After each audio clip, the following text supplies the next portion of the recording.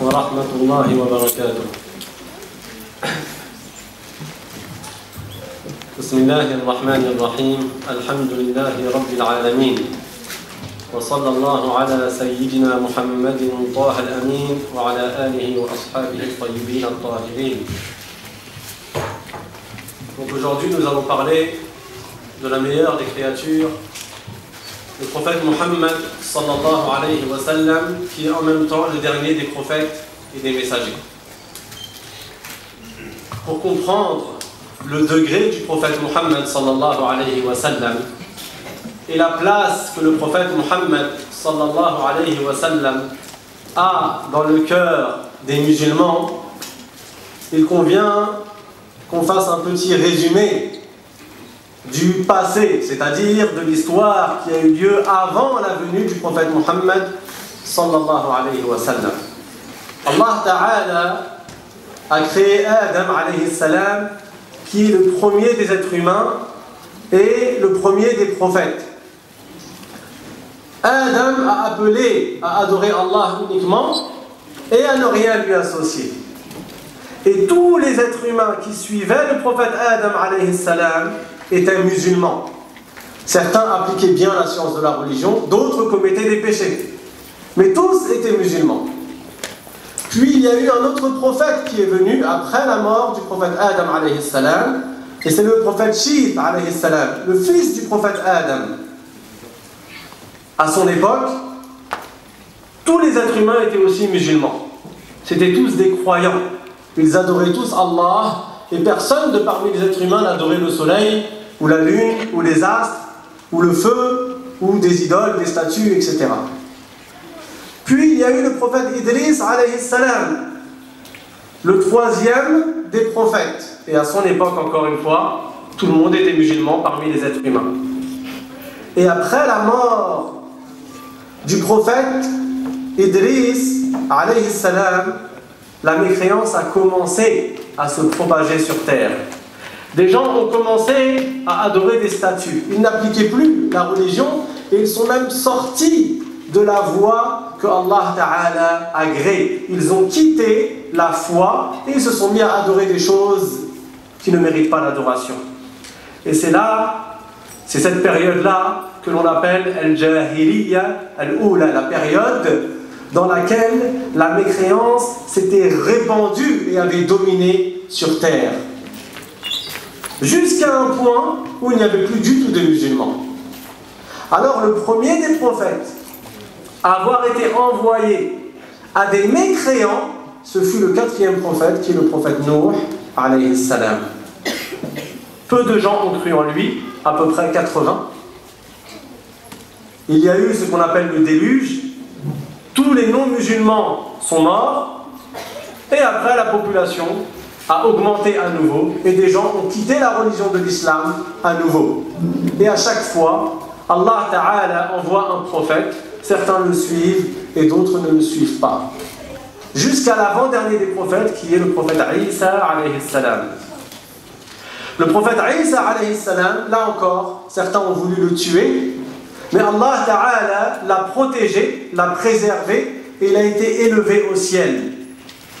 À partir de là, les musulmans sont devenus de moins en moins nombreux, jusqu'à une nouvelle période où la mécréance s'est totalement répandue sur terre et où on ne trouvait plus qu'un ou deux musulmans par-ci par-là. Et ça, c'est la nouvelle période de Al-Jahiliya, la nouvelle période dans laquelle les gens n'avaient plus de foi, dans laquelle les gens ne suivaient plus la voie de la vérité et dans laquelle les gens vivaient dans une médiocrité totale, que ce soit les Arabes, les Perses, les Romains et les autres communautés. À cette époque, les Arabes avaient perdu toutes les valeurs qui étaient enseignées par le prophète Ibrahim alayhi salam et par le prophète Ismaïl alayhi salam. Ils se battaient tribu contre tribu, parfois pour un rien.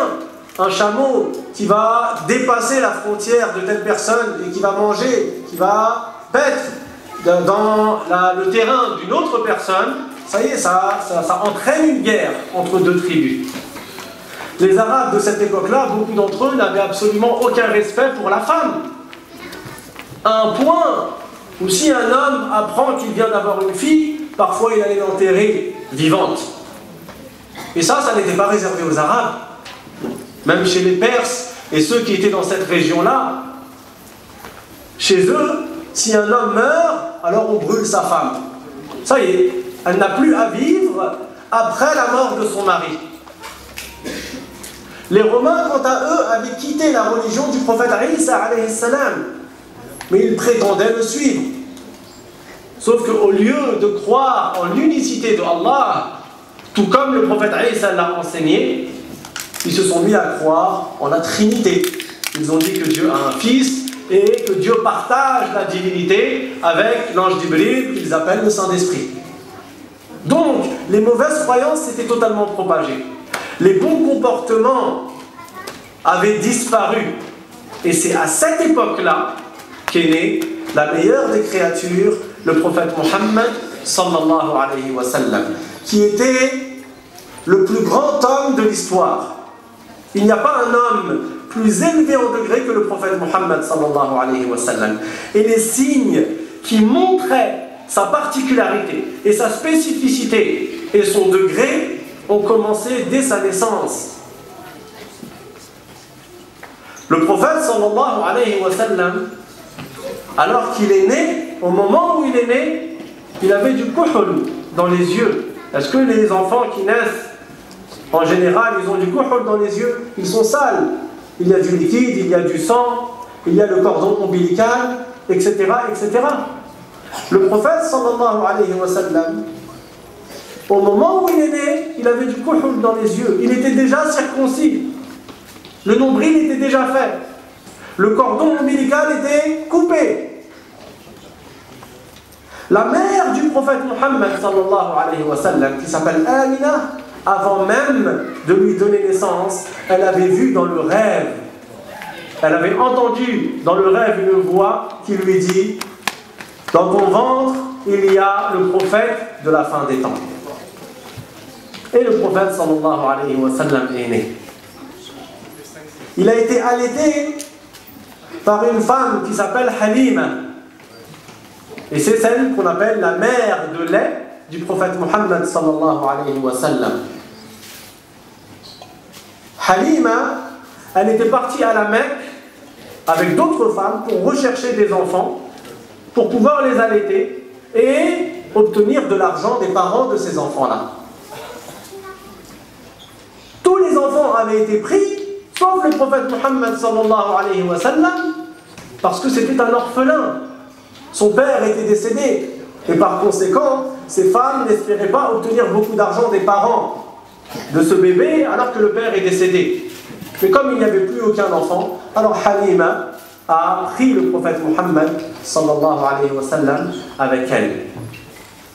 Au moment où elle a pris le prophète alayhi wa sallam, et c'était un tout bébé, elle a vu énormément de baraka, elle a vu énormément de bienfaits, énormément de bénédictions qui lui sont arrivées alors qu'elle vivait dans une grande difficulté. Elle a vu que ces animaux devenaient de plus en plus gros, qu'ils donnaient de plus en plus de lait. Elle-même, alors qu'elle n'avait pas beaucoup de lait à donner à son propre fils, et en plus au prophète Mohammed sallallahu alayhi wa sallam, dès qu'elle a pris le prophète, elle s'est mise à avoir beaucoup de lait, etc., etc. Quand elle a vu toutes ces choses-là, qui sont des signes qui montrent que ce bébé était exceptionnel, lorsque le temps de l'allaitement était arrivé à sa fin, elle est partie voir Amina, la mère du prophète sallallahu alayhi wa sallam, et elle lui a demandé qu'elle la laisse garder le prophète sallallahu alayhi wa sallam avec elle. Alors Amina l'a laissé. Et elle s'occupait du prophète Mohammed sallallahu alayhi wa sallam, tout comme elle s'occupait de son propre fils, parce qu'elle avait vu qu'il y avait énormément de bien dans ce bébé. Il a commencé à grandir, jusqu'à l'âge de à peu près environ 3-4 ans. Et là, son frère de lait, le fils même de Halima, il court vers sa mère et lui dit: va voir mon frère, le Qurashi, c'est-à-dire Mohammed sallallahu alayhi wa sallam, il lui est arrivé quelque chose. il y a deux hommes qui sont venus et qui lui ont ouvert la poitrine. Halima a eu peur. Elle est partie voir le prophète Mohammed sallallahu alayhi wa sallam. Il était encore il était petit. Et il s'était avéré en réalité que Jibril et Mikaïl sont venus à lui.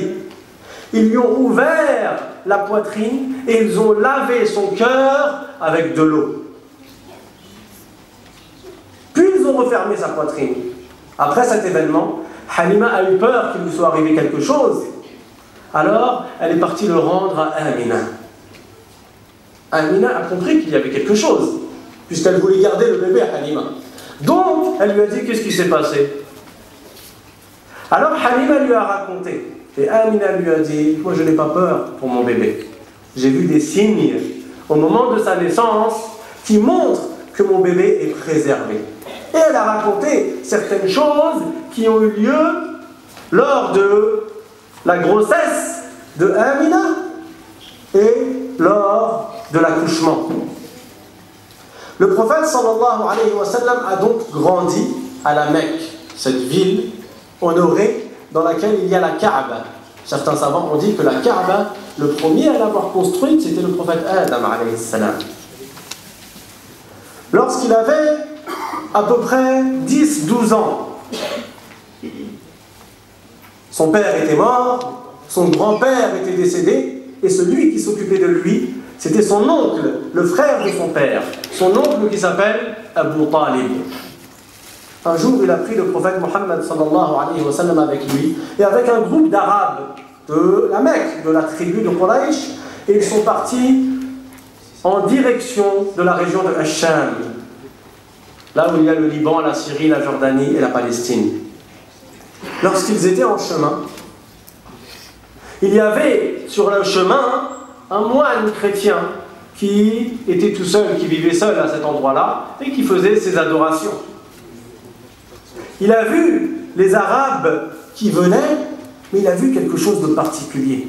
Parce que le prophète Mohammed sallallahu alayhi wa sallam, depuis qu'il était enfant, lorsqu'il marchait, il y avait un nuage qui le couvrait et qui le protégeait du soleil. Alors, ce chrétien qui à l'origine n'aime pas les Arabes, les chrétiens prétendaient adorer Dieu, mais il n'aimait pas ceux qui adoraient les idoles et les statues et qui adoraient plusieurs choses qu'ils construisaient. Donc il n'aimait pas les Arabes qui construisaient des statues et qui les adoraient. Mais exceptionnellement, ce moine-là, il les a arrêtés et il les a invités à manger pour observer cet enfant qui avait environ 10-12 ans.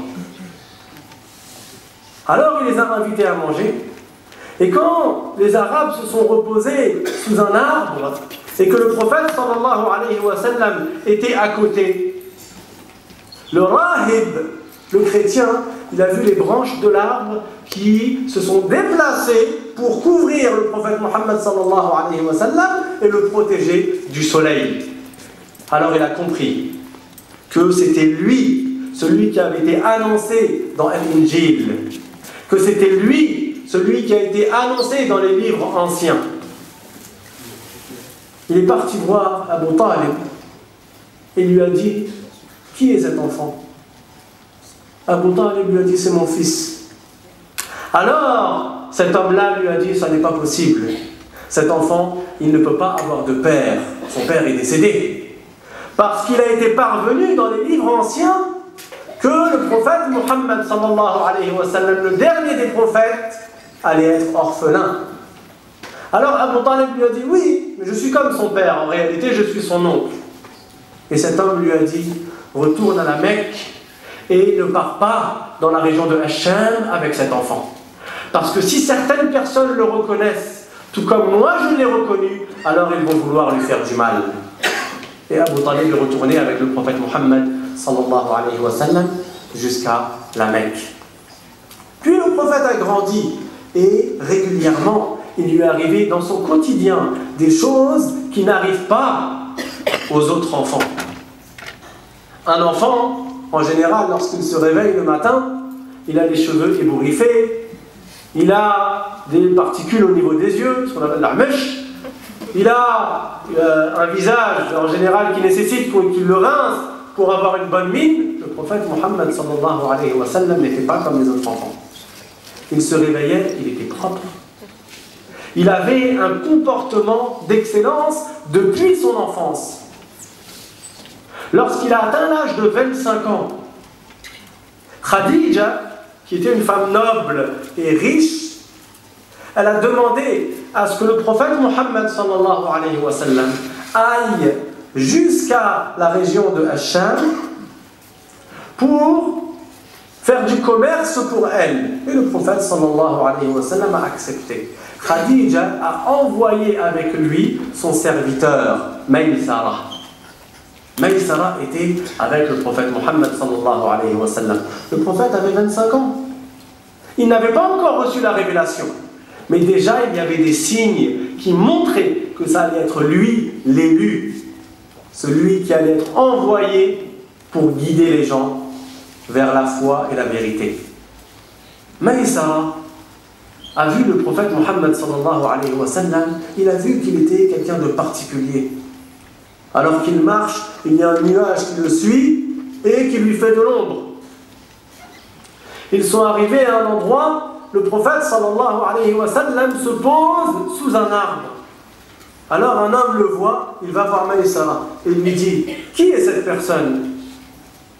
Maysara lui répond « Pourquoi tu veux savoir ?»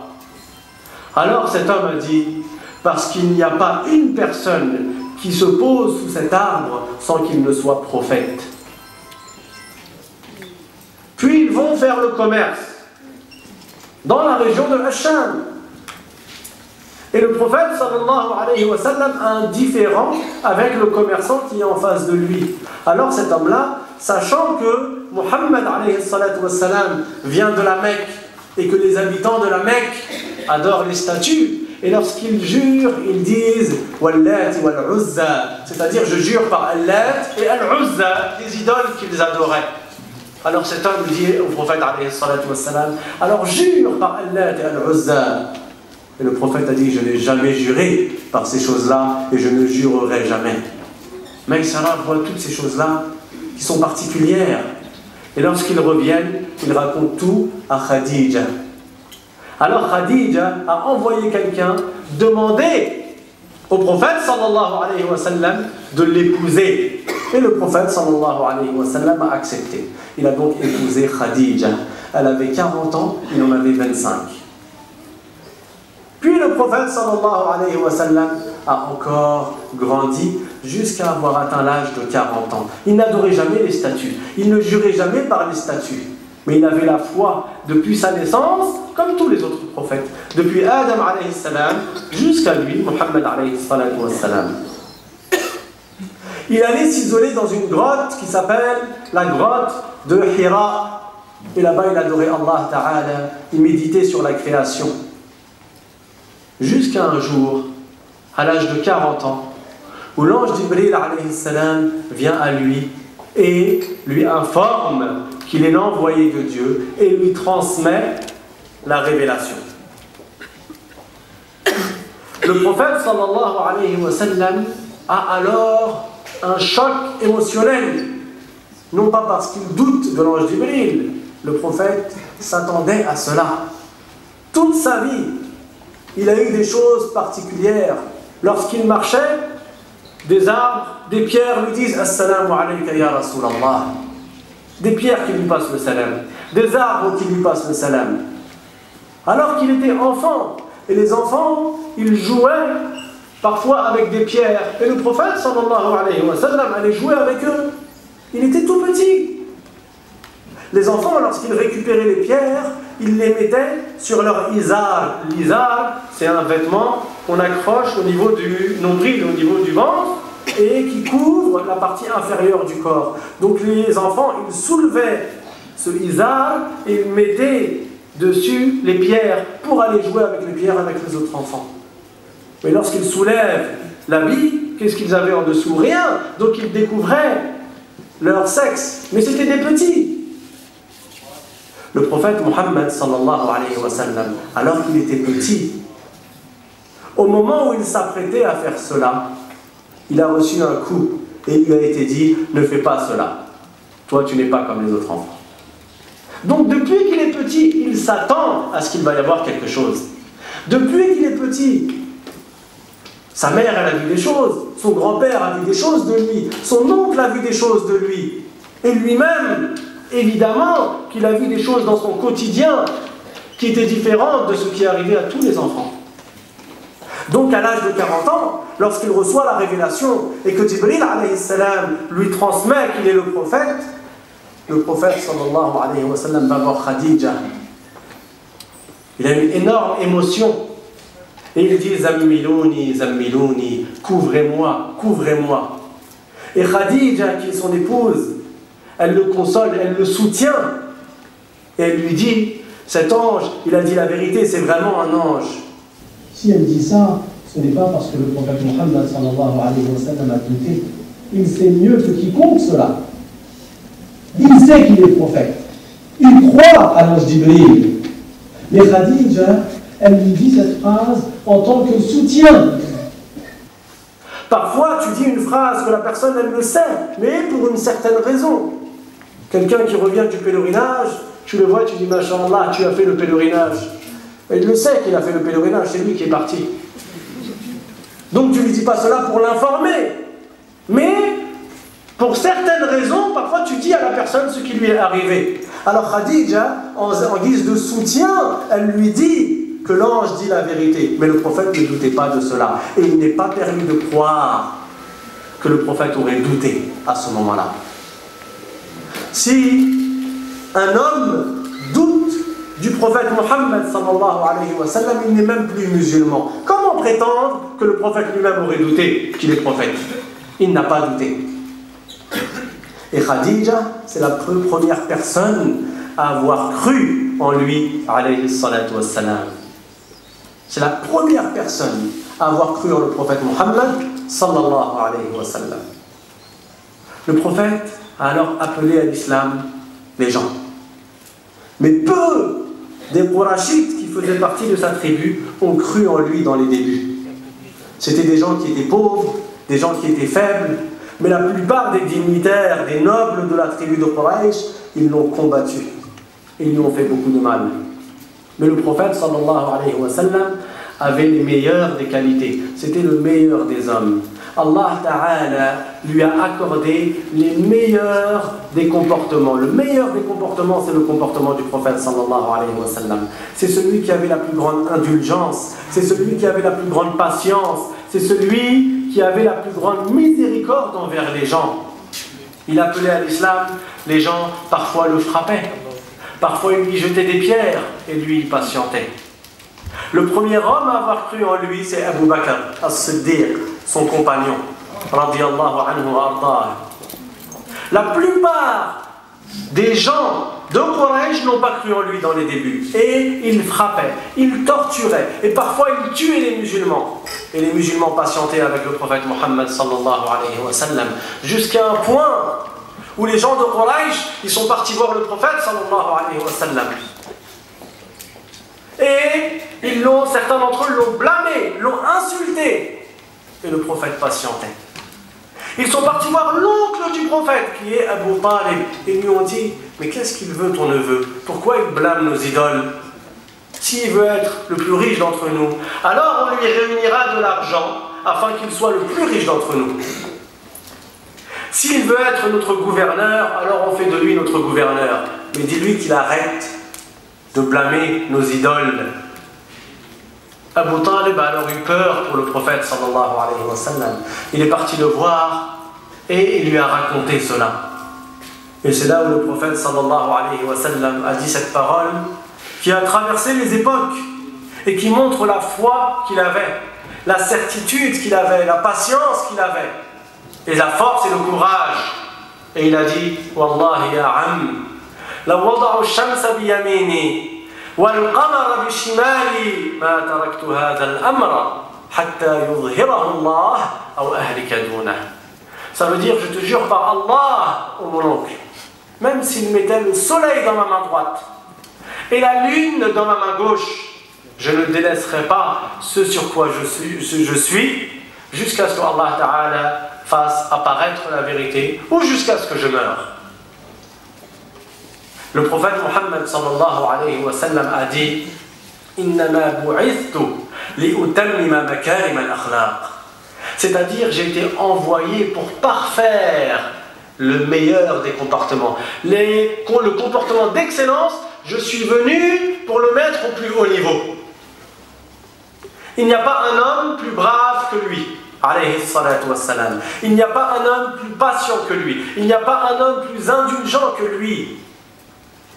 Un jour, alors qu'il subissait beaucoup d'injustices de la part des mécréants de la Mecque, il est parti demander de l'aide aux gens qui habitaient dans la région de At-Ta'if. Il les a appelés à l'islam et il leur a demandé de l'aider. Ces gens-là se sont moqués de lui. Ils l'ont insulté. Et ils ont envoyé leurs enfants et leurs serviteurs pour jeter des pierres sur le prophète sallallahu alayhi wa sallam. Et ils lui ont jeté des pierres jusqu'à ce que le sang coule sur ses jambes.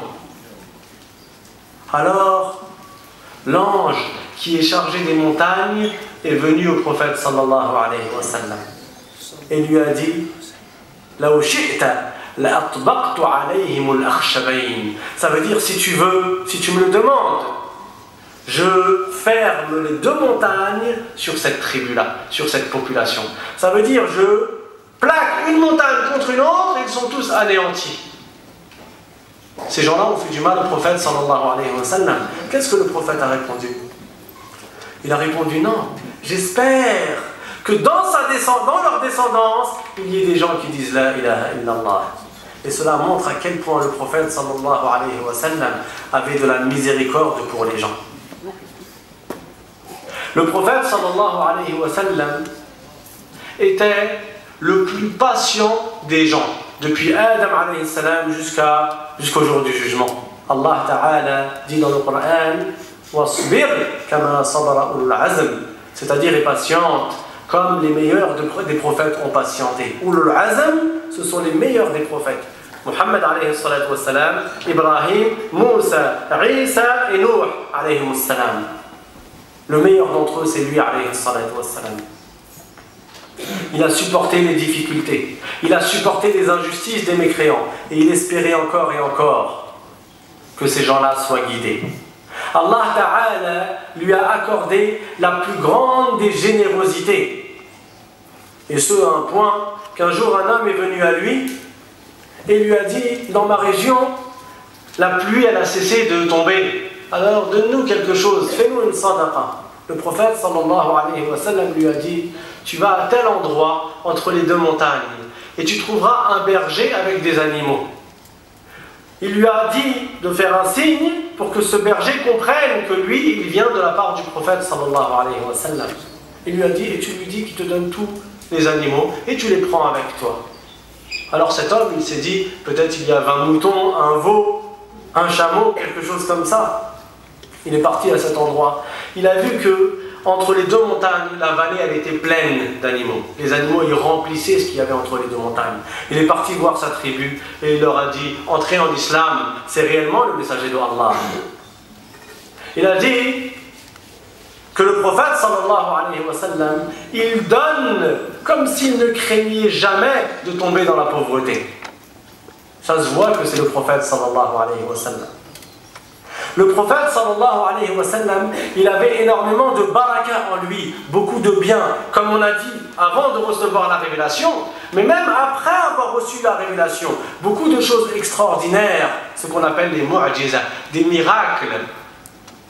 Ce sont des phénomènes qui sont surnaturels, qui sont extraordinaires et qui arrivent à tous les prophètes et qui montrent que les prophètes sont sur la vérité. Lorsqu'il dit je suis prophète, qu'est-ce qui prouve qu'il est prophète? Ces miracles que Allah leur accorde. Le prophète Muhammad sallallahu alayhi wa sallam est le prophète qui a eu le plus de miracles. Il a eu entre 1000 et 3000 miracles, comme les savants ont dit. Ils sont très nombreux parmi ces miracles, et le meilleur d'entre eux, c'est le Coran, le livre qui lui a été révélé. Ce livre-là, que les enfants apprennent par cœur par milliers depuis la venue du prophète sallallahu alayhi wa sallam, alors que les autres livres qui ont été révélés au prophète, les gens ne les apprenaient pas par cœur, sauf les prophètes, et parfois quelques cas exceptionnels comme Uzayr radiyallahu anhu, qui a pris par cœur la Tawrat, comme certains savants l'ont dit. Tandis que le Coran, beaucoup de musulmans le connaissent par cœur.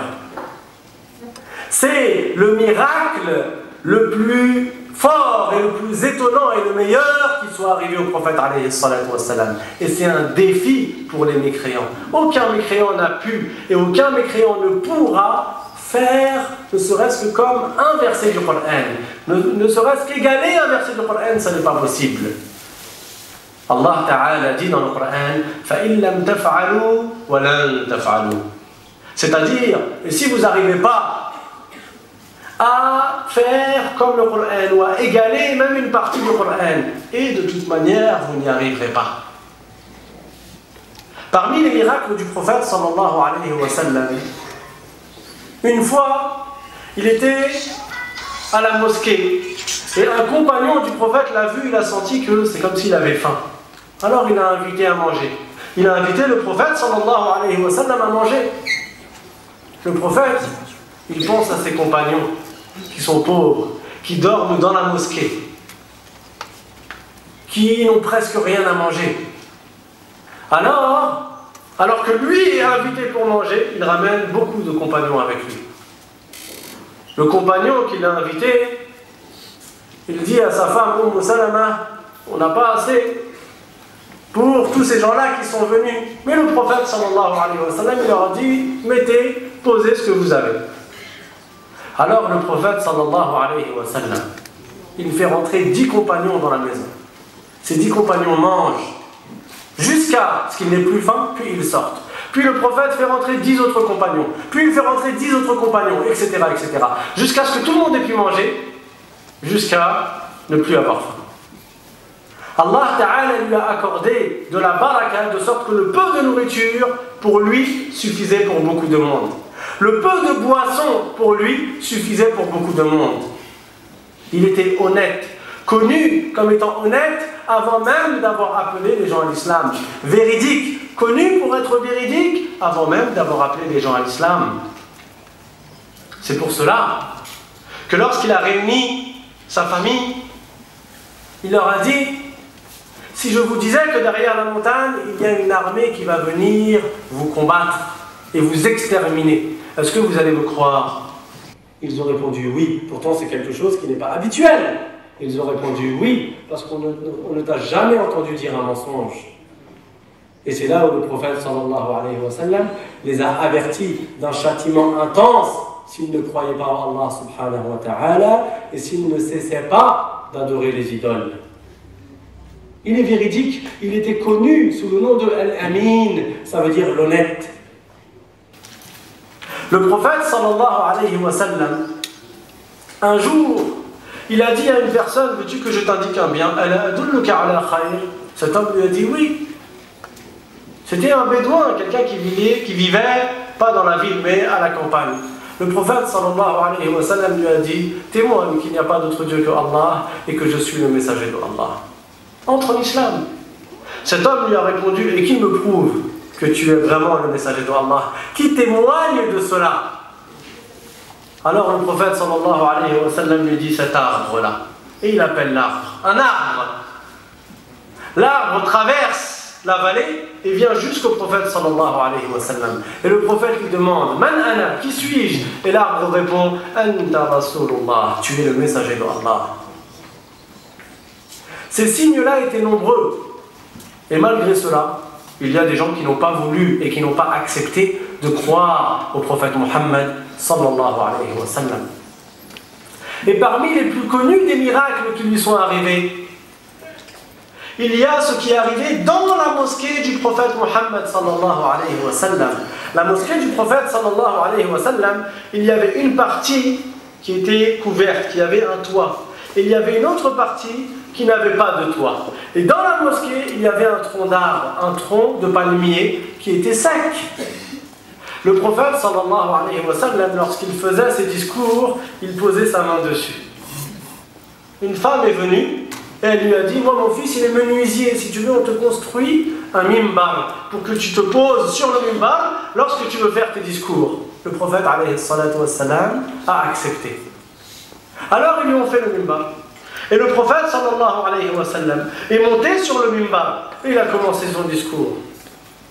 Donc il a laissé l'arbre, le tronc d'arbre, le tronc de palmier. Alors tous les compagnons du prophète, tous ceux qui étaient dans la mosquée, ils ont commencé à entendre ce tronc d'arbre qui s'est mis à pleurer. Pleurer comme un bébé. Il pleurait fort, comme un bébé qui demande sa mère. Jusqu'à ce que le prophète sallallahu alayhi wa sallam soit descendu et qu'il l'a pris dans ses bras. Alors, le tronc d'arbre s'est mis à arrêter de pleurer petit à petit, comme un bébé arrête de pleurer petit à petit. Tous les compagnons du prophète se sont mis à pleurer. Si un arbre qui est inerte, il pleure par languissement du messager d'Allah sallallahu alayhi wa sallam, que dire des musulmans? C'est pour cela que l'imam al-Shafi'i, radiyallahu anhu, il a dit ما آتى الله نبيا معجزة إلا وأعطى محمدا مثلها أو أعظم منها. C'est-à-dire que Allah n'a pas accordé à un prophète un miracle sans qu'il n'ait accordé au prophète Muhammad sallallahu alayhi wa sallam pareil ou mieux. Quelqu'un a dit à l'imam al-Shafi'i, parce qu'il y avait des savants qui ont assisté à cette parole qui a été dite par l'imam al-Shafi'i. Quelqu'un lui a demandé, il lui a dit, mais n'est-ce pas que Isa alayhi salam, Allah lui a accordé comme miracle de ressusciter les morts? Alors l'imam al-Shafi'i a répondu, et le prophète Muhammad sallallahu alayhi wa sallam, il lui a été accordé le gémissement du tronc d'arbre. Et ça c'est encore plus étonnant. Parce qu'un mort qui est ressuscité, c'est un être humain qui avait la vie et qui retrouve la vie. Donc oui, c'est surnaturel, oui, c'est extraordinaire. C'est pas naturel de voir cela, c'est pas habituel. Mais c'est quelque chose qu'il avait à l'origine, la vie. Alors qu'un tronc d'arbre qui est sec, il n'a jamais vécu. Et Allah Ta'ala lui a accordé de pleurer et de gémir. Donc tous ces signes ont fait que les compagnons du prophète sallallahu alayhi wa sallam sont devenus de plus en plus nombreux. En plus du comportement d'excellence du prophète Muhammad sallallahu alayhi wa sallam. Un homme un jour est venu à lui, alors que le prophète était allongé, il a pointé son épée sur lui. Il lui a dit, Man yamna'uka minni? Ça y est, il voulait tuer le messager d'Allah sallallahu alayhi wa sallam, qui était allongé sous un arbre. Il a dit, qui peut te protéger de moi? Et le prophète sallallahu alayhi wa sallam, tellement il avait la foi qui était forte, et ce qu'on appelle le tawakkul ala Allah, c'est-à-dire qu'il se fiait totalement à Allah. Il a répondu, Allah, qui peut te protéger de moi? Qui peut me protéger de toi? Allah.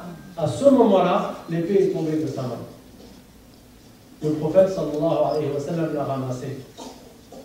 Et il l'a pointé sur lui, et il lui a dit, et toi maintenant, qui peut te protéger de moi? Alors cet homme lui a répondu, Kul khayra akhir, c'est-à-dire sois le meilleur d'entre nous deux, sois le meilleur de ceux qui ont pris l'épée. Et le prophète sallallahu alayhi wa sallam lui a dit pas. Il ne s'est pas vengé. Le prophète sallallahu alayhi wa sallam ne se vengeait jamais pour lui-même, pour une chose de la dunya. Il ne se mettait pas en colère pour une chose qui concernait la dunya. Il était complètement détaché de la dunya. Tout ce qu'il avait, beaucoup de fois, il le donnait.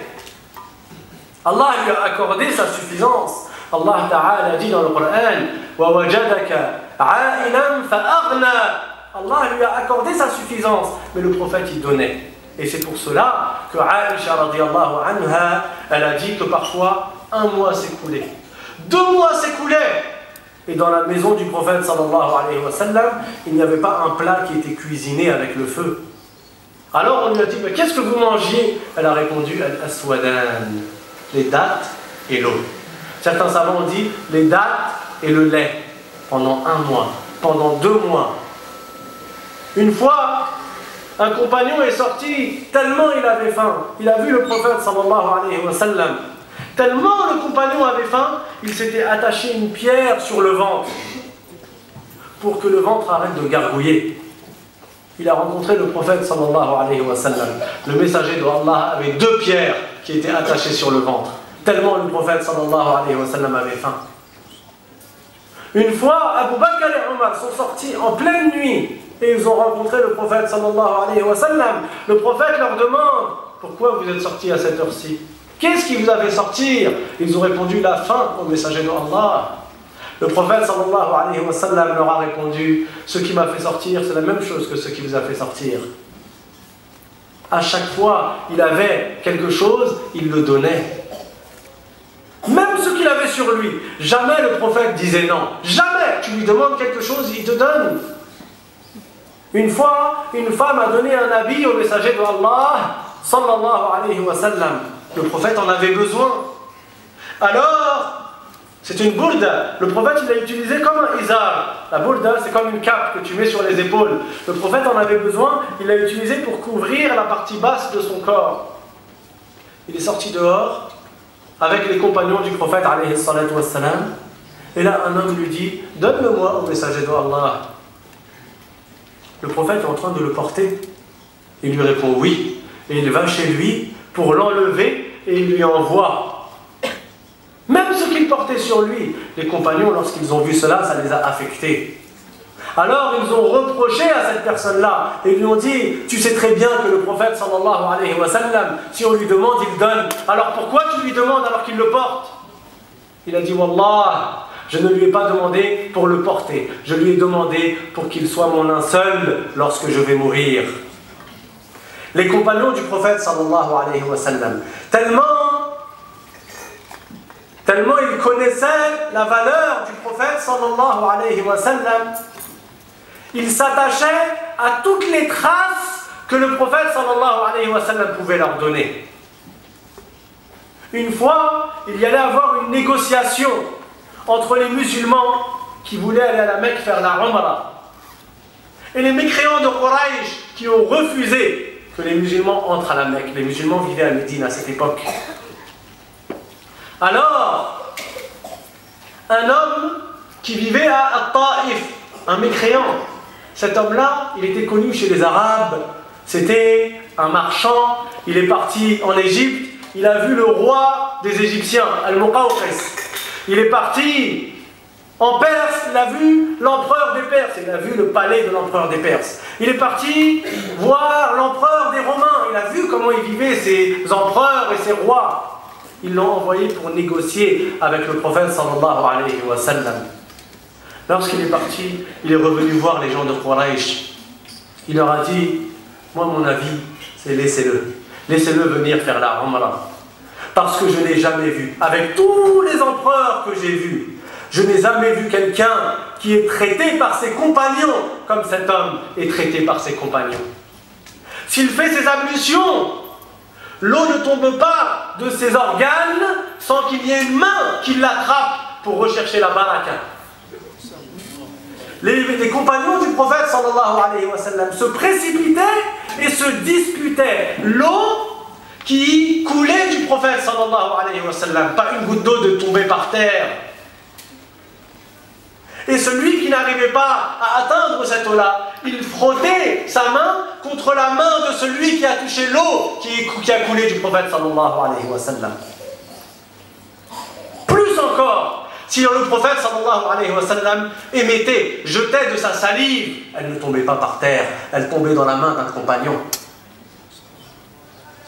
Si le prophète regardait à droite, les compagnons regardent à droite. Si le prophète regarde à gauche, les compagnons regardent à gauche. Si le prophète parle, les compagnons se taisent. Si le prophète ordonne, les compagnons appliquent. Il a dit, j'ai jamais vu un empereur être traité comme cet homme-là est traité par ses compagnons. Pourquoi? Parce que ses compagnons avaient une foi totale et ils savaient que cet homme-là, c'est le messager de Allah sallallahu alayhi wa sallam. C'est la meilleure des créatures. C'est l'homme qui parle par révélation.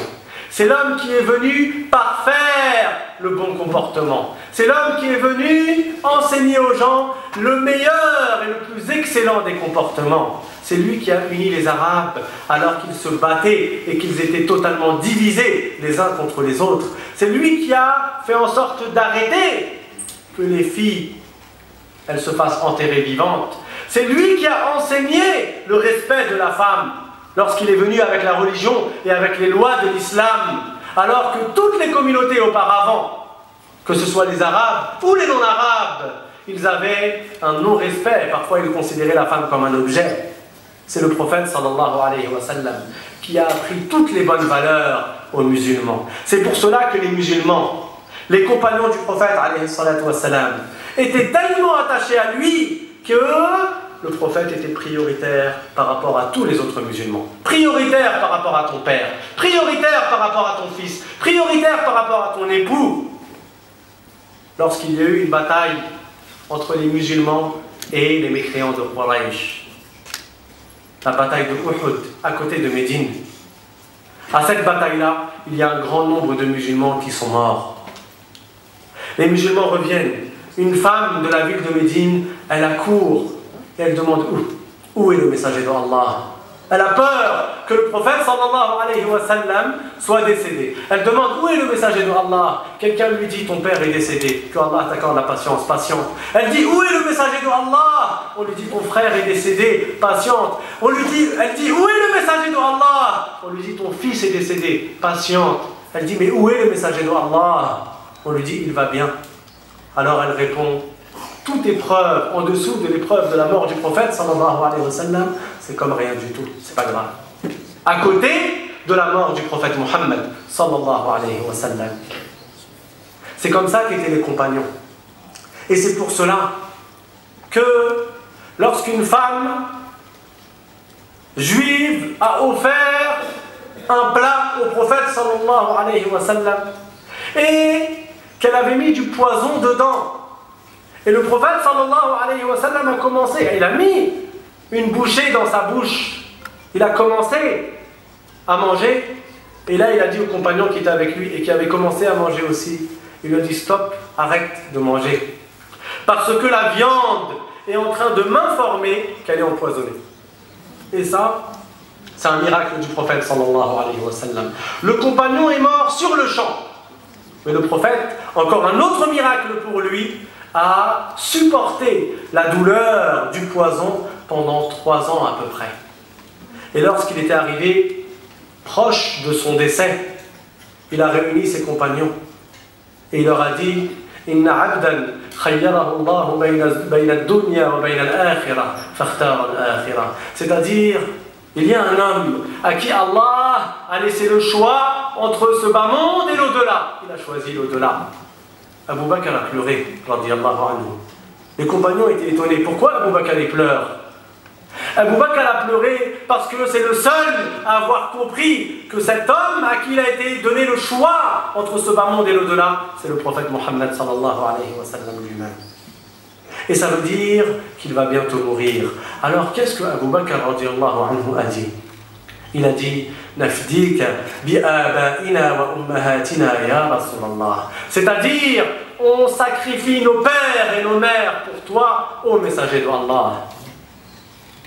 Une fois, le prophète sallallahu alayhi wa sallam a envoyé 2 de ses compagnons pour enseigner la religion de l'islam.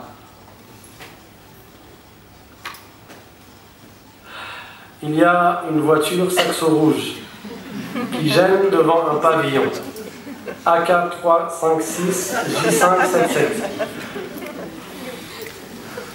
Je répète, la plaque d'immatriculation AK356 J577, donc Seine-et-Marne. Saxo rouge. Le prophète sallallahu alayhi wa sallam, une fois, a envoyé 2 de ses compagnons enseigner l'islam à une tribu. Cette tribu-là, ils ont trahi les compagnons du prophète sallallahu alayhi wa sallam. Ils les ont attrapés, ils les ont emprisonnés et ils les ont vendus aux mécréants de Quraysh, de la tribu de la Mecque, qui avaient combattu le prophète sallallahu alayhi wa sallam. Alors, les mécréants de Quraysh ont voulu exécuter ces 2 personnes qui avaient combattu avec le prophète et contre les gens de Quraysh. Avant de les exécuter, ils ont posé la même question à ces 2 personnes, qui n'étaient pas à côté. Et ces 2 personnes ont répondu la même réponse. Ils leur ont demandé, n'aimerais-tu pas, à cet instant précis, être avec ta famille, avec ta femme, avec tes enfants, et que ce soit Mohammed qui soit à ta place? Les 2 qui n'étaient pas à côté, ils ont répondu la même réponse. Ils ont dit non, pas même pour que le prophète se fasse piquer dans son orteil. C'est-à-dire, je préfère moi être sacrifié et être tué que le prophète Mohammed sallallahu alayhi wa sallam soit touché par une petite piqûre. Et c'est cela, l'enseignement que les compagnons ont transmis à ceux qui les ont suivis. Et c'est cela l'enseignement que les successeurs ont suivi aux musulmans qui sont venus après, et ce jusqu'à nos jours. Il y a en Tunisie un compagnon du prophète sallallahu alayhi wa sallam qui s'appelle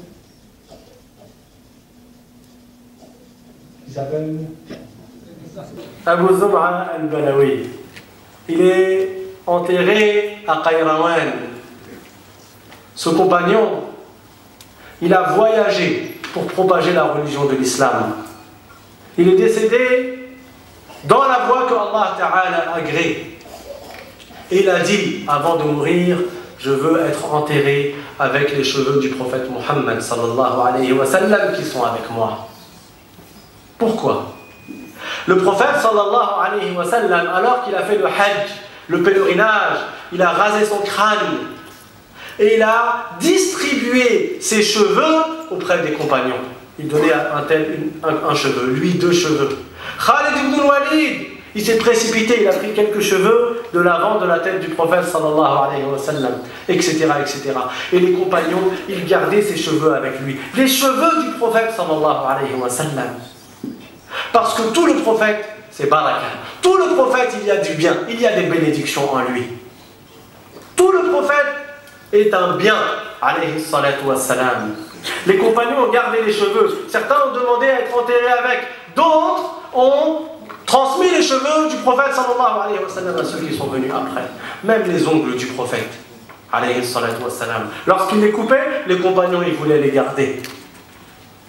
Lorsque le prophète faisait le wudu au souk, beaucoup de familles, beaucoup de maisons, ils envoyaient quelqu'un de leur maison avec un seau avec de l'eau pour que le prophète sallallahu alayhi wa sallam trempe sa main dans le seau. Après, cette personne-là, elle retournait chez elle avec de l'eau qui a été touchée par la main du prophète sallallahu alayhi wa sallam.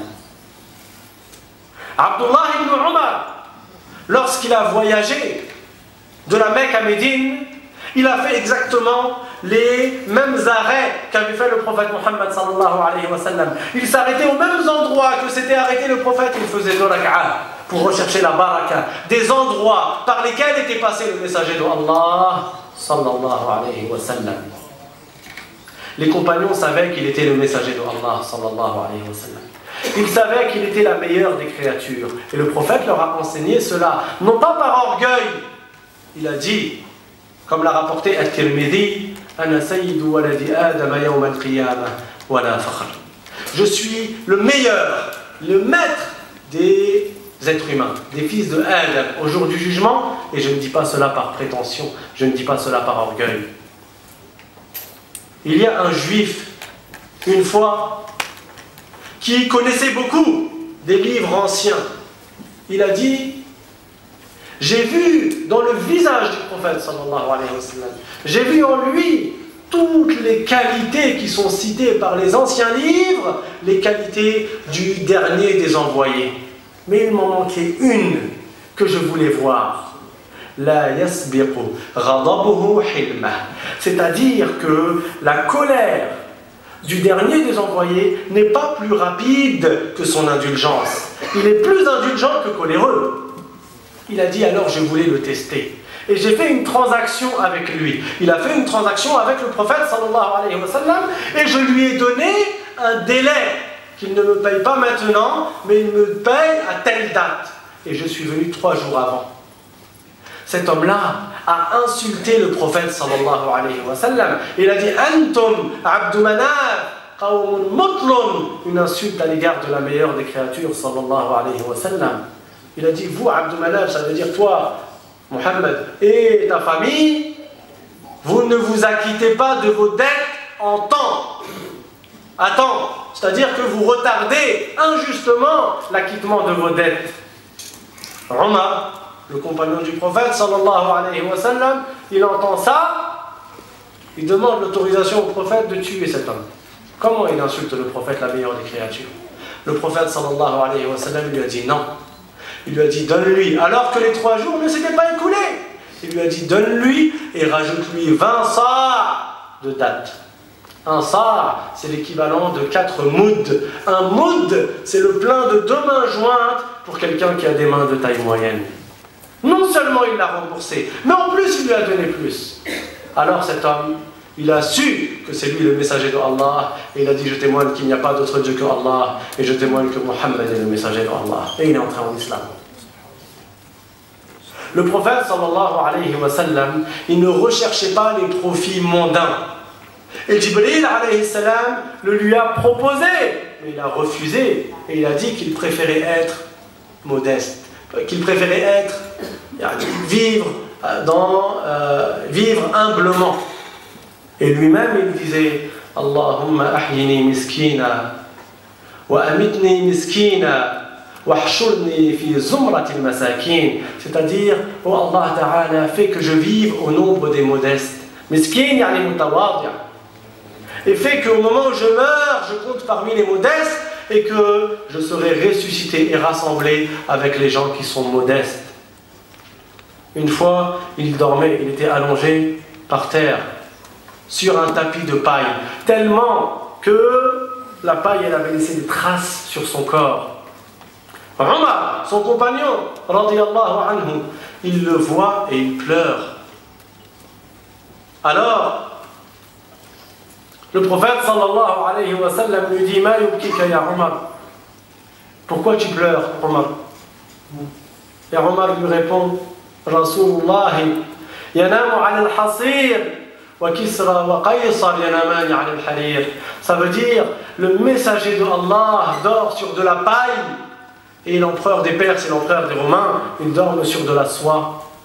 Alors le prophète sallallahu alayhi wa sallam lui a répondu Ama tarda أن تكون لنا الآخرة ولهم الدنيا ما لي وللدنيا وما للدنيا وما لي ما أنا فيها إلا كراكب استظل تحت شجرة ولا بد هو مفارقها.